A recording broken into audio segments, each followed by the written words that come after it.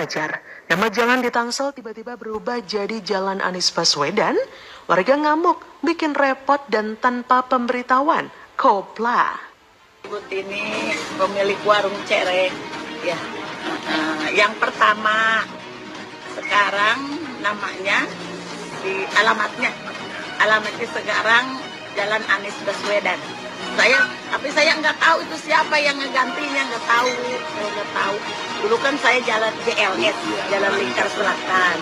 Sekarang kok jadi Jalan Anies Baswedan, jadi saya nggak tahu itu siapa yang ngegantinya. Itu kapan itu? Iya. Nggak tahu. Iya nggak tahu, udah ada kali 5 bulan 6 bulan mbak ya. Nggak nolak sih sebenarnya. Cuman biayanya buat perubahan STNK, KTP, kakak mah nggak masuk kan. Itu waktu kita habis. Artinya masa cuma ngurusin ginian doang, surat-surat.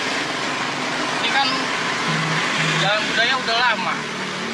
Kalau memang mau ada jalan Entong Gendut yang asli aja. Aslinya kan dari Ayama. Jalan nomor 1 Ayama. Nomor 1 itu.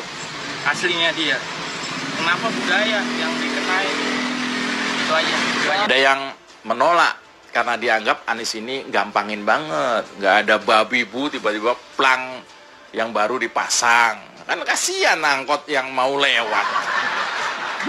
Anies ini kan nggak peduli ya, perasaan rakyat itu bodo amat, perasaan warga maksudnya, perasaan warga bodo amat lah. Yang penting program gue jalan gitu. Padahal ini dampak dari perubahan nama jalan tentunya juga akan berdampak pada identitas warga yang dimana harus mengganti identitasnya di KTP atau kartu keluarga dan lain sebagainya. Dan jika tidak disosialisasikan terlebih dahulu, memang pasti warga akan kesulitan dan tidak mengetahui akan perubahan tersebut. Manggil Anies, Alfa nabrak. Maaf ya Pak.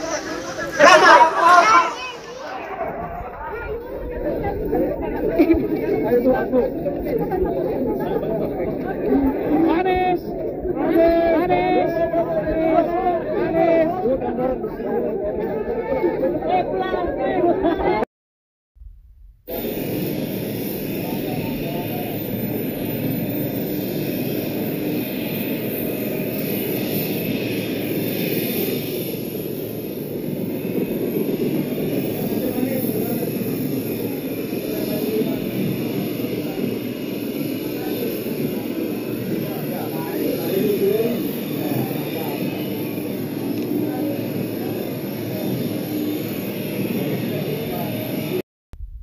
Kalau seandainya Pak Anies jadi presiden, apa yang Bapak lakukan untuk di daerah-daerah itu Pak? Karena terus terang saya dari Kalimantan ya Pak ya, dari Kalimantan Timur, Samarinda, di mana tempat saya itu jadi konsumsi orang asing ya, untuk mengeruh hasil alamnya itu tadi Pak. Sedangkan pendidikannya sangat minim sekali gitu loh Pak Anies. Saya akan panggil semua itu. Lalu saya akan tunjukkan fotonya. Ini ladang yang kalian keruk. Ini foto tempat kalian beroperasi. Anda jawab pertanyaan cucu Anda nanti. Jawab pertanyaan cucumu, bukan pertanyaan saya. Ini bukan soal aturan, di mana hati Anda. Ini republik kalian sendiri. Republik ini dibangun oleh orang tua kalian. Tugas pemimpin adalah komunikasi, tunjukkan dan tunjukkan pada mereka. Anda mau cucu Anda besok bilang, saya tidak seperti kakek saya yang tidak peduli lingkungan. Tidak bisa, dunia ini berubah. Hari ini, kalau perusahaan hanya memfokuskan pada 1 P, maka perusahaan itu era Jurassic Park. P-nya apa? Profit. Hari ini namanya triple P orientasinya. 1 profit, 2 people, 3 planet. Anda harus punya 3 P. Dan itu adalah tren dunia. Jadi kalau ada perusahaan hanya bicaranya profit, you are a part of the past. Jangan bikin malu anak cucumu, gitu kira-kira. Proyek pada gebrakan 100 hari Heru Budi Hartono, pimpin DKI Jakarta. Sodetan dari Kali Ciliwung ke Kanal Banjir Timur atau KBT. Kini, di era Heru Budi, proyek yang sempat mangkrak di era Yohanes Anies Baswedan, kini digebrak oleh Heru Budi Hartono. Proyek ini pun kini hampir tersambung. Heru Budi Hartono terus berusaha memaksimalkan kinerja seluruh satuan kerja perangkat daerah atau SKPD dalam menggodok proyek sodetan tersebut. Instruksi Presiden Jokowi benar-benar dilakukan demi warga DKI. Sebagai informasi, proyek sodetan Kali Ciliwung tersebut merupakan salah satu proyek terbesar serta terpanjang di dunia dalam sistem pengerjaan konstruksi air bawah tanah. Proyek ini digagas oleh Presiden Jokowi dan dilanjutkan di era Ahok, tapi kurang diurus di era Yohanes Anies Baswedan dalam 5 tahun memimpin DKI. Proyek ini pun akhirnya mandek di tahun 2017. Sepertinya Yohanes Anies Baswedan memang kurang begitu tertarik mengatasi banjir DKI dengan cara tersebut.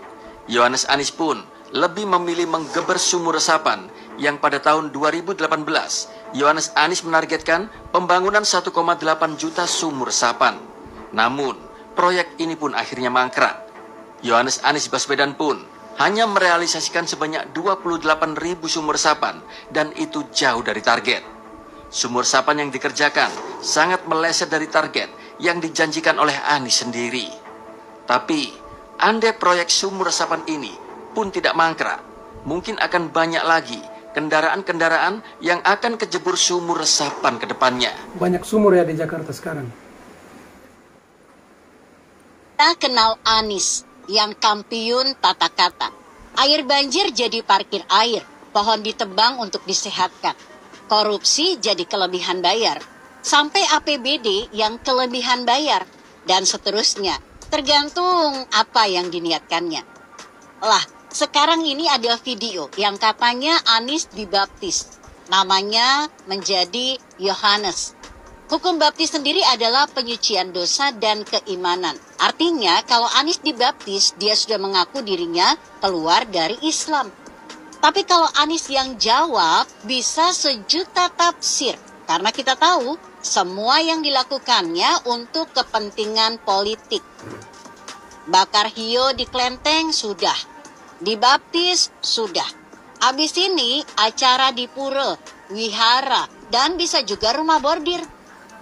Tapi sejak Indonesia ada, baru kali ini ada orang yang nafsunya jadi pemimpin kayak kesurupan. Mau jadi gubernur, umat Islam dibelah. Ini mau jadi presiden, Indonesia dicacah. Pasukan Koplak, Bindungu yang mendukungnya pasti senang aja. Acara seperti video terunggahkan memang ada pelornya. Yang dukung ya pasti kadrun Katolik atau kadrun Kristen. Terus siapa yang diuntungkan dari manuver peper mainan BAB? Tidak ada yang